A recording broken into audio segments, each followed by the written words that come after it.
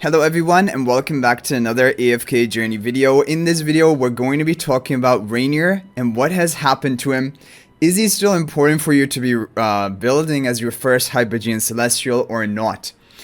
Okay, this is a very interesting topic and it is not as simple as you might think. Basically, you might be looking at the top Dream Realm teams right now for endless bosses, and I have all of them on this account which I can show you. And so we can see very clearly how frequently is Reinier being used in the overall top team. And I will show you right now. One time in Lone Gaze. And then number 2 in Snowstomper. Apart from this, Reinier is not a part of the overall top performing team in any of the other 6 Dream Realm bosses. Okay, so that is important to mention. The other thing I want to talk about right now is even in the boss where he is considered the best, for example, Lone Gaze, the second best Lone Gaze team right now, and I can show you an example because we had Lone Gaze today, is using Sonya, Freyasto, Shakira, and basically no Reinier on the team, and it comes pretty close to the overall top performing team score. If you take a look at the Sonya team here, 93.3 billion, it can get up to 96 billion with good RNG and maxed out account. And when you compare it to the overall best Heroic team, 97.5 billion.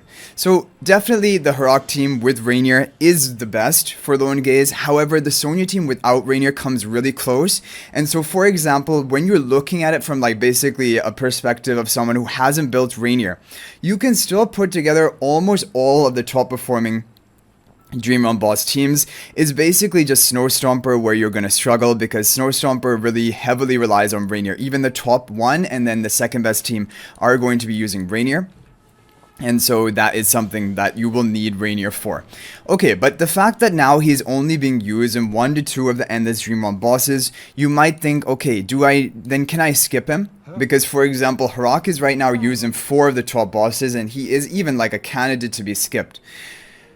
The thing with Reinier, though, that you always have to keep in mind is that for pre-endless bosses, for example in Titan Reaver, that is a way that we can see which heroes are used there, and Reinier was used in Titan Reaver and has always been used. And in every single pre-endless boss, best Hell mode team, and I guess Epic and all the lower difficulties, Reinier was used in all 8 of the different bosses. Now, things may be different now that Sonya is out, now that Heroic is out. However, Reinier, he shines in pre-endless bosses where the enemies have basically lower defenses and you use more like raw damage, true damage. Because the problem is his debuff doesn't increase the HP per second damage dealt by Freyasto, Ludovic, and Smokey's Blue Aura, all of these hard hitters and endless bosses, and even the HP per second damage portion of Heroic's ultimate, Reinier will not increase that with his debuff. And that is basically the reason why Reinier is kind of being phased out of endless teams. But for pre-endless, he still is going to be the best option. And I would imagine he's probably going to be the best in almost all, if not all, of the different bosses, and always will be for pre-endless. So that's kind of the reason why in like my updated Celestial Hypogean priority guide, which I made, it was like as soon as basically Heroic came out a few days, maybe a week after that, 10 days after that. But I still recommend Reinier first to Mythic Plus. But now, I mean, we really want to basically not have to build Reinier. But the thing is, when you're talking about pre-endless bosses, and if you want to compete for the top scores, and pre-endless is going to be like 1 to 1.5 months of each new season you're going to face. So definitely the majority of the season is in the endless stage. Like for most people, it's 2.5 to 3 months, which is going to be endless. 1 to 1.5 months, which is going to be pre-endless. So like obviously the heroes which are better in pre-endless are not actually better to be building up. The endless ones are more important, like Freyasto. The other thing which people are worried about is like if Reinier gets power crept, if there's any other form of debuff that also provides like a 25% debuff onto the enemies, like basically 25% bonus damage taken, then he could be replaced by an even better option. Because the problem with Reinier is that he actually does hardly any damage himself in Dream Realm bosses. He just has this debuff, and he has a minor attack buff given to the position swap ally. In this season, he was great because of his attack charms, but we don't know about the future. And so I can actually, basically, if someone said to me, I am not building Reinier to Mythic Plus, I'm going immediately for Freyasto, and I'm going to take him to Supreme or Supreme Plus. I can't say that's a bad option. And in fact, I think in some ways it might even be better than building Reinier to Mythic Plus first.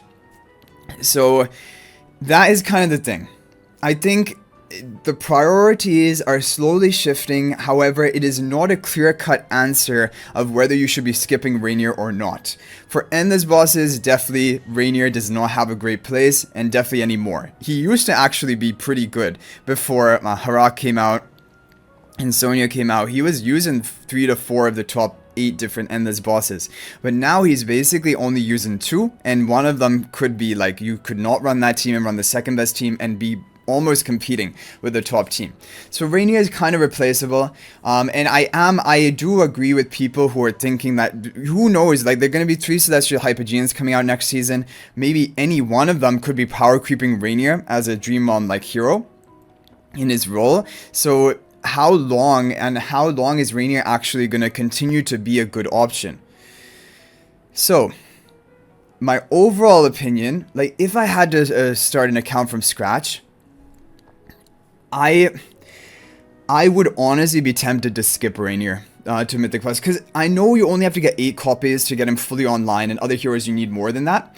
But like, especially now, if you're starting the game at this point, and you want to try to catch up to people as quickly as possible, I think you need to go directly for Fresto. Reinier is now kind of like a luxury, which you can't afford if you're like a lower spender or free-to-play player starting right now. If you started from global launch, then you had, like, we've gotten a lot of resources along the way. You can go for both Reinier Mythic Plus and Fresto Supreme Plus, and then even something on top of that. People are doing that. But for other people, it's just Reinier is now kind of a luxury you can't afford anymore. And I think going directly for Fresto to Supreme or Supreme Plus first is actually the optimal strategy. Because even if it is going to cause you to suffer in the pre-endless bosses, and it probably will, even in the future season, you're still going to have 2.5 to 3 months in the endless stage where you are going to be dominating with the Fresto, and you would not be dominating with the Reinier. And yeah. So that's kind of the thing. That is kind of the issue, and yeah, it is sad.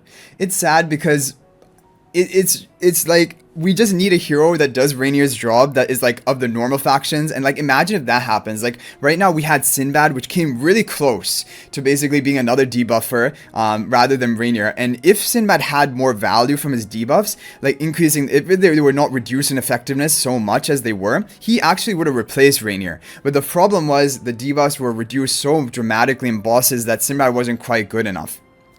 But like, that's the thing. If another regular faction hero comes out, another Celestial Hypogean comes out that has the same type of level of debuff onto the boss, but also has some other additional value to your team, Reinier could be completely sidelined. And already in endless bosses, he's basically being phased out. However, there's one final thing to note, which is the value of the position swap. In this season, we saw it because of the resonating spell. Position swapping Smokey, and especially that was like basically a combo for the optimal Snowstomper team.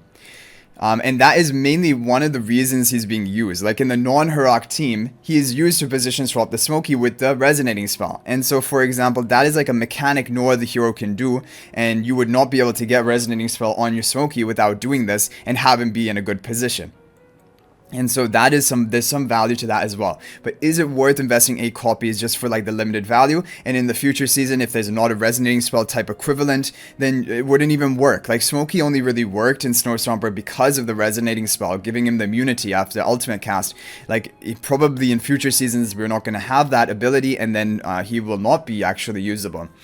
So that is basically this video is about Reinier. Is he going to be... How much longer is he going to be meta for? That's really the worrying thing. So I think then the second question comes, okay, yeah, let's say your Fresto is built and you have to decide between Harak or Reinier.